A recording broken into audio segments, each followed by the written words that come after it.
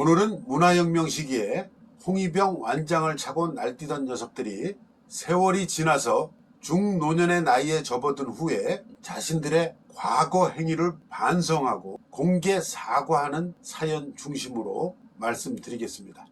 노홍위병, 라오홍위병의 반성과 사과, 이 물꼬를 튼 사람은 천샤오루입니다. 천샤오루는 천이 장군의 아들이고 수이 장군의 사위가 됩니다. 그러니까 이런 사람이 공개적으로 문화혁명 당시에 자신의 행동을 반성하고 사과한다는 것을 공개적으로 발표하니까 더 사회의 관심을 끌고 그 파급력이 더 컸던 것이죠. 그러면 천이가 누구냐? 천이는 해방전쟁에서 상하이시 전투를 승리로 이끌면서 상하이시를 접수하고 초대 상하이시 시장과 상하이시 당위원회 제1서기를 역임했었던 사람이죠. 여러분들이 상하이시 와이탄에 가보신 분들은 와이탄에 서 있는 천이의 동상을 기억하고 있는 분도 있으리라고 생각합니다. 2013년 8월 20일이었습니다. 당시 67세가 된 천샤오루가 인터넷상에 공개적으로 문화혁명 시절 자신의 행위를 반성하고 사과한다는 내용의 편지를 게시합니다. 공개 사과문의 내용은 나는 문혁 시기에 베이징 8중학 학생 지도자와 학교혁명위원회 주임 역할을 한 자로서 당시에 비판대회에 끌려나가고 노동개조를 당한 학교 영도와 선생님, 동학들에게 직접적 책임이 있음을 인정하고 상처를 입힌 분들에게 정중하게 사과드린다. 이어서 자신의 모교인 베이징 8중학에 가서 문혁 당시에 수모당하고 상처받은 이미 80대 70대 나이가 된 백발의 선생님 8분과 15명의 동기생, 후배 졸업생 피해자들 앞에서 다시 정중하게 사과를 합니다. 너무 늦었습니다. 문혁이 끝난 후에 선생님들은 무례하고 방자했던 우리들에 대해 관용을 베풀어 주셨습니다. 다시 베이징 8중 선생님들에게 상처를 준 교우들을 대표하여 진지하게 사죄드립니다. 그리고 천샤오루는 인터뷰한 기자에게 이런 말도 했습니다. 당시의 대환경 속에서 우리가 문혁의 모든 착오를 떠안을 수는 없지만 그렇다 해도 스스로 자신을 용서할 수가 없다.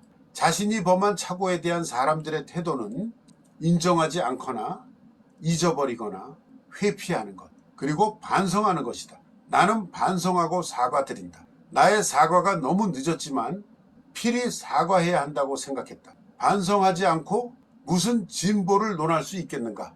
천샤오루가 그 후에 매체 기자회견이라든가 아주 유명 인사가 됩니다. 그리고 천샤오루가 천이의 셋째 아들이기도 하지만은 수이 장군의 사위이기도 합니다. 중공은 개혁개방을 결정선언한 중공 11기 3중전에서 문화대혁명을 필히 철저히 부정해야 한다고 결의한 바 있습니다. 문화혁명 당시 권력자 또는 기득권자나 수혜자 입장에 있던 자들은 문혁이 끝난 후 모두 불안한 마음으로 침묵하고 눈치만 보고 있을 수밖에 없었습니다. 당시에는 상하 막론하고 문화혁명으로 인해서 죄를 뒤집어쓰고 고난을 당한 경험을 간직하고 있는 사람들이 도처에 매우 많았고 사회 곳곳에 문화혁명을 고발하고 규탄하는 열기가 충만했었습니다. 그러나 시간이 가고 세대 교체가 진행되면서 문화혁명을 경험한 사람 수가 갈수록 줄어들었고 문화혁명에 대한 태도도 점차 애매모호해지면서 일종의 금지구역처럼 됩니다. 여기에는 문화혁명과 마오쩌둥을 전면적으로 부정할 수 없는 중공의 입장도 겹쳐 있는 것이죠. 그래서 교과서에서도 문화혁명의 진상을 접할 수 없었고 매체들도 모두 일률적으로 아예 문혁에 관한 것은 다루지를 않았습니다. 못한 거죠. 그 결과 현재 중국의 젊은이들은 문화혁명의 진상에 대해서 잘 모르고 관심도 없습니다. 그러나 또 다른 한편에서는 문화혁명이 끝난 후 시작된 개혁기에 경제발전이 급속히 진행됨에 따라서 사회의 불공평과 그에 연관된 수많은 문제들이 돌출되면서 어떻게 사회를 공정하게 변화시킬 것인가 라는 질문이 주요 이슈로 대두됩니다. 이 같은 문제제기 목소리가 계속 커지면서 당면한 각종 사회병폐를 치료할 수 있는 처방을 위해서 문역 정신의 복구가 필요하다는 주장까지 나오게 됩니다. 즉 대다수 인민들이 당 간부들을 타도하고 부유계층 재산을 모두 수색해서 공공에 귀속시키고 지식분자는 모두 재교육을 받게 하는 등 전국 산하를 하나의 붉은색으로 문역시대의 구호를 다시 외치고 홍위병들이 다시 단결 분투하도록 해야 한다는 주장이 제기되고 공감대까지 형성하고 확대되어 나가기 시작합니다. 특히 서남지구에서는 문화혁명의 수혜자 출신 기득권자들이 실제로 문화혁명 복구운동을 주도하면서 이 운동이 전국으로 확산되어 가는 추세를 보이자 원자바오 당시 국무원 총리가 문화혁명의 권토 중례를 경계하라는 지시를 하달하는 상황까지 됩니다. 이제 노년이 된 중학생 홍위병들, 문화혁명 시기에 멋대로 사람을 때리고 집을 수색하던 이들, 문화혁명이 끝난 후에 개혁기에는 숨죽이고 눈치 보고 있던 이들이 이제는 황당하게도 자신들의 찬란한 과거를 기념하는 집회까지 열고 있는 상황이 된 것이죠. 그렇게 하는 목적은 문화혁명이 재평가될 가능성이 있으니 사회에 자신들의 과거의 공적을 알려둬야 한다는 계산도 있었습니다. 사실 응당 제일 먼저 나와서 사과해야 할 사람은 흉폭한 폭행을 즐기듯이 행한 홍위병들, 일부 고급 간부의 자제들, 즉 베이징 사범대학 부속 여중에서 교장 선생님과 선생님들 여럿을 때려서 사망하게까지 한 그런 부류들이죠. 이 같은 반동 기류에 맞서서 필히 문역을 부정하고 문역 복고 추세를 막아야 한다는 주장이 제기된 것이죠. 중국의 현재 젊은이들은 문화혁명 시기 그 참혹함이 유럽 중세 봉건 시기보다도 더 했다고 해도 믿지를 않습니다. 제대로 정리된 기록을 본 적도 없고 가해자가 처벌받는 경우도 거의 보지 못했기 때문입니다. 천샤오루는 자신이 사과하게 된 사회적 원인과 현실에 대한 우려를 다음과 같이 밝혔습니다. 현재 사회에서는 문역에 대한 평가를 뒤집기 위한 사조가 출현했다.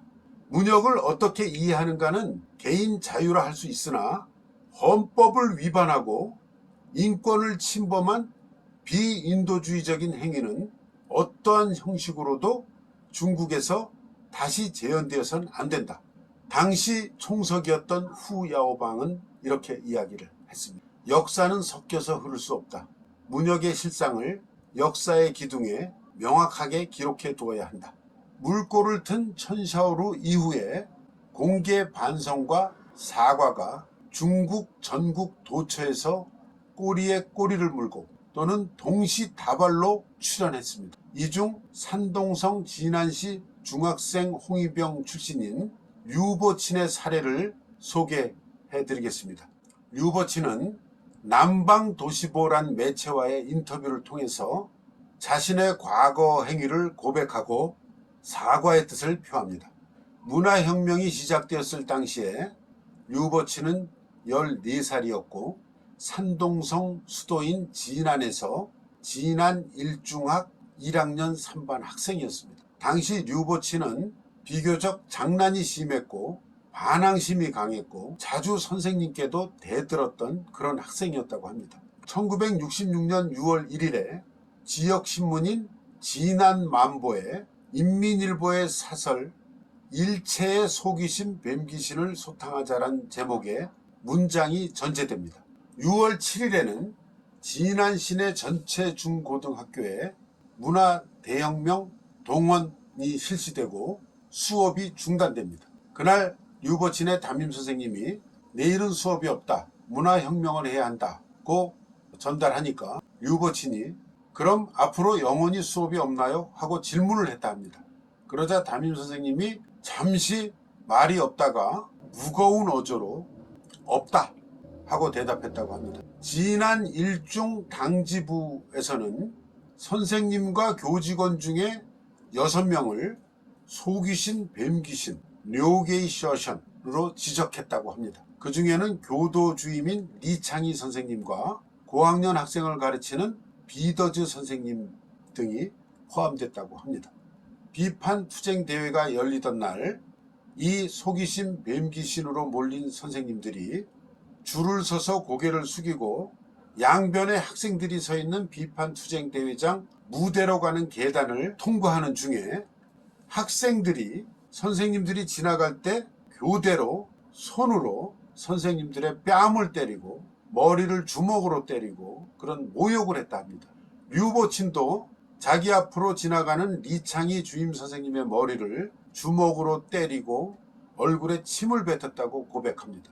그리고 비판대회가 진행될 때는 비더즈 선생님에게 소귀신과 뱀귀신 노래를 부르라고 강요를 했다고 합니다. 그 소귀신과 뱀귀신 노래, 그 가사를 간단히 소개해 드리면, 나는 소귀신 뱀귀신, 나는 인민의 죄인, 나는 마땅히 죽어야 한다, 나는 유죄다, 인민은 마땅히 나를 진 이기고 찢어야 한다, 이렇게 되어 있었다 합니다. 류보친 자신이 회고한 말도 이렇습니다. 당시 사람을 때리는 것은 일종의 맛보기 정도였다. 나와 리 주임은 접촉한 적도 없었고 무슨 계급적 원한 같은 것도 없었다. 따라서 당시 내가 리 주임에게 한 행동은 그 미친 시대의 내면에 내재되어 있던 나의 악한 인성이 돌출된 것이었다. 또 사파를 가르치던 후시어라는 선생님이 있었고 당시 60세였습니다. 그런데 학교혁명위원회가 이 후시어 선생님이 그림 만화 안에서 반동표를 찾아내라고 지시했답니다. 이 만화라는 게 선과 선으로 간략하게 된 그림이기 때문에 그 선들 사이에서 어떤 선의 모양이 어떤 글자 같다고 말하면 바로 그 선이 어떤 글자가 되는 것입니다. 류보치는 후시어 선생님이 그린 한 폭의 만화 그림 안에서 소위 반동표라면서 36개나 적발해냈다고 합니다. 그런 짓을 하면 그 선생님이 어떤 경우에 처한다는 걸 뻔히 알면서 일부러 그렇게 그 처지에 빠뜨리려고 이런 짓을 한 겁니다. 그리고 부교장이었던 주린 선생님도 속이신 뱀귀신으로 몰려서 끌려 나와서 목에서 가슴으로 헤어진 신발 한 켤레를 달고 있었다고 합니다. 이것은 헌 신발이 음란한 여자를 의미하기 때문에 이제 그렇게 모욕을 준 것이죠. 그리고 또 종이로 만든 높은 꽃갈 모자를 씌우고 그 모자에 반혁명 수정주의 분자 주린이라 쓰고 그 주린이란 이름에 빨간색으로 X자를 또 그어 놨다고 합니다. 1966년 10월 말에 산동성에는 2만 6천여 명의 홍위병이 있었고 이는 성내 교사와 학생 총수의 39.1%를 점했다고 합니다. 홍위병들은 거리를 돌아다니면서 4개의 낡은 것들을 청산한다면서 파괴하고 부수고 불태우고 사람을 폭행하고 감금하고 비판대에 끌고 가고 집수색을 했습니다. 산동성지 기록에 의하면 1966년 10월 13일까지 진안시에서 집수색, 차우자를 당한 가정이 2만 75호로 진안시 총 호수의 13.1%를 점했습니다. 류보친의 같은 반 동급생인 장옌첸과 한괴잉이라는 학생의 집도 집수색, 차우자를 당했습니다. 류보친은 이 그부 2명의 집수색에 모두 참여했다고 합니다. 한괴잉의 아버지는 신중국 출범 이전에 진안에서 사진관을 운영하면서 몇 명의 직공도 고용했다는 이유로 그의 가정은 문혁기간 중에 자본가 가정으로 분류가 됐습니다. 홍위병들이 집수색을 하는 중에 처음에는 별다른 물건을 찾아내지 못했고 그렇게 마무리할 무렵에 동급생 홍위병 한 명이 거실 중간에 걸린 마오쩌둥의 초상화를 건드려서 사진 액자가 바닥에 떨어지면서 깨졌고 그러자 그 동학은 공황 상태가 됐다고 합니다. 그 시절에 마오 주석의 초상과 마오 선집은 성스러운 물건이었기 때문에 훼손하면 사형 처분까지도 각오해야 했습니다. 그 동급생이 깨진 액자에서 마오쩌둥의 초상화를 꺼낼 때 그 뒷면에서 장제스의 사진 32장이 나왔다고 합니다. 그러자 그 후에는 모든 상황이 돌변합니다. 한괴잉의 가족은 반혁명 분자의 가족이 되었고 이 죄는 모든 죄보다 큰 죄가 되는 것이죠. 그때 동급생 홍위병 중 누군가가 한괴잉 어머니의 따귀를 때렸다고 합니다. 그 후 류버친은 동급생인 한괴잉을 못 봤다고 합니다. 류버친이 말하기를 나는 줄곧 한괴잉을 찾으러 수소문했다. 그녀를 만나서 대면하고 사과하고 싶었다. 그러나 그녀는 이미 죽었다는 말을 들었다. 정말이지 야만의 시대, 개 돼지들의 시대라고 하겠죠.